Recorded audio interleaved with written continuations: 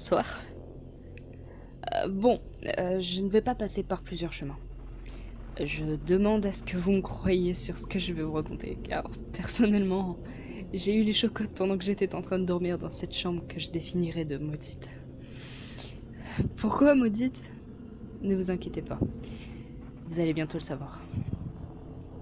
Cet appartement appartient à ma cousine que je suis venue voir ces vacances d'été. Vu que tout le monde pouvait dormir où il le voulait, dans la maison, je me suis dit, pourquoi ne pas dormir dans la chambre de mes nièces? Après tout, c'était le seul endroit où j'étais seule et où je me sentais peinard. Venons-en aux faits. J'étais en train de parler à un ami et je lui disais que je m'apprêtais à m'endormir.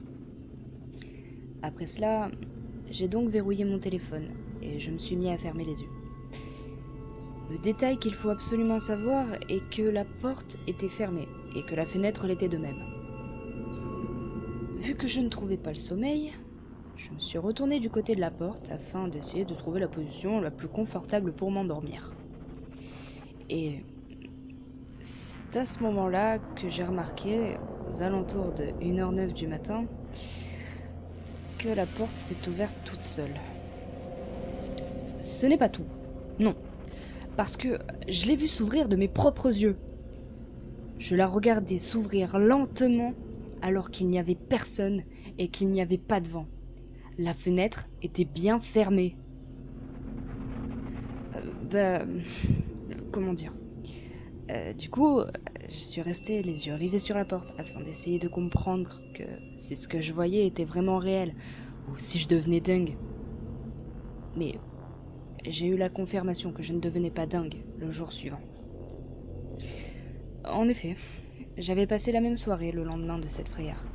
Donc, j'avais raccroché le téléphone, puis j'avais tourné ma tête de nouveau vers la porte. Elle était en train de s'ouvrir. Encore une fois. Je ne comprenais pas. Je me suis dit que c'était vraiment bizarre, mais le plus bizarre était lorsque j'ai regardé l'heure. 1h09, encore une fois. Cette scène s'est de nouveau répétée le 3e jour, mais cette fois-ci, c'était à 1h11. Je n'ai toujours pas la réponse de ce qu'il se tramait avec cette porte. Mais je peux vous dire que je suis contente d'être revenue chez moi, parce que là, ça me faisait vraiment peur. Je vous prie de me croire, cette histoire n'est pas fausse. À l'instant où je vous écris, il est 1h08. Mon regard se détourne vers ma porte qui s'ouvre lentement. Il est maintenant 1h09.